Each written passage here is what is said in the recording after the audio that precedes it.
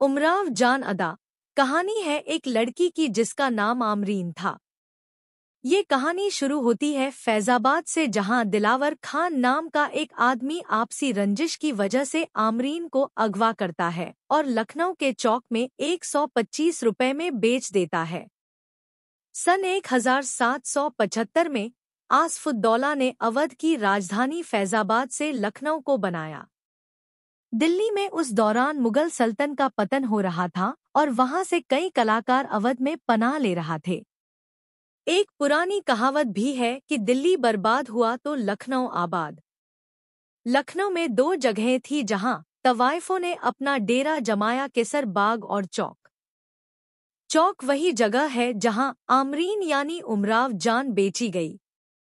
इस किताब में उमराव जान खुद कहती है कि उस वक्त लखनऊ के कोठों में अलग अलग जगहों से लड़कियां बिकने आती थी। अब ये सवाल उठता है कि इन कोठों में आखिर ये तवाइफें थी कौन?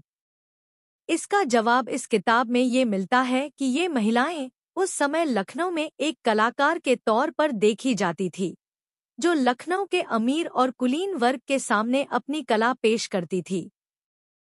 खास बात ये थी कि ये महिलाएं आर्थिक रूप से आज़ाद थी और समाज में भी उन्हें अच्छी खासी इज्जत हासिल थी। बड़े बड़े रईसजादे उस समय इन महिलाओं के पास तमीज सीखने, समाज में उठने बैठने का तरीका सीखने, गजल और संगीत सीखने भी आया करते थे।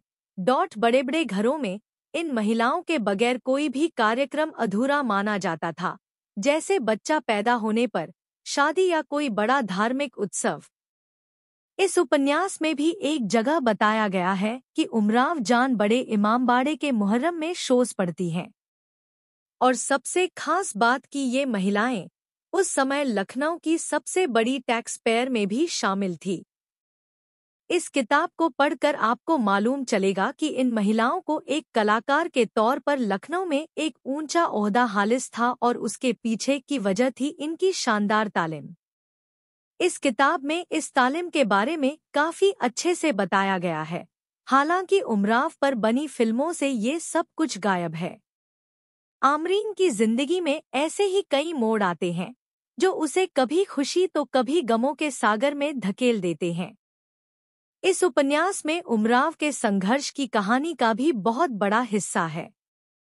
जब उमराव लखनऊ छोड़कर कानपुर पहुंचती है, जहां वह बिल्कुल अकेली है, उमराव वहां शून्य से शुरू करके अपने कला के माध्यम से उस शहर में अपना नाम कमाती है।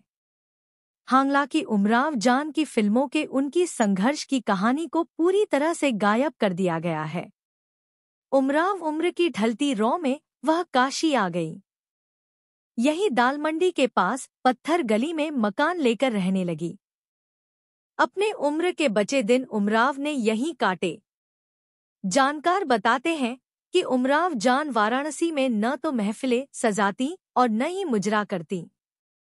उमराव जान के मकबरे की देखभाल करने वाले शकील अहमद जादूगर के अनुसार एक परिचित के मशवरे से उन्होंने लगभग वर्ष 1928 में बनारस का रुख किया।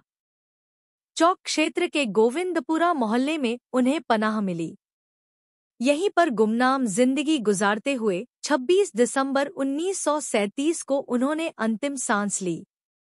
उमराव जान के उस स्याह पहलू पर किसी की नजर नहीं पड़ी जो उनके गुमनामी के आखिरी दिनों में उनके साथ गुजरी और आज भी वाराणसी में उनकी मौजूदगी का एहसास दिलाती है। अमरीन से उमराव बनी फैजाबाद की उस मासूम लड़की की बेपसी का तमाशा तो सेल्यूलाइड के पर्दे पर तो सबने देखा, मगर ढलती उम्र के बाद की कहानी शायद ही किसी को पता हो।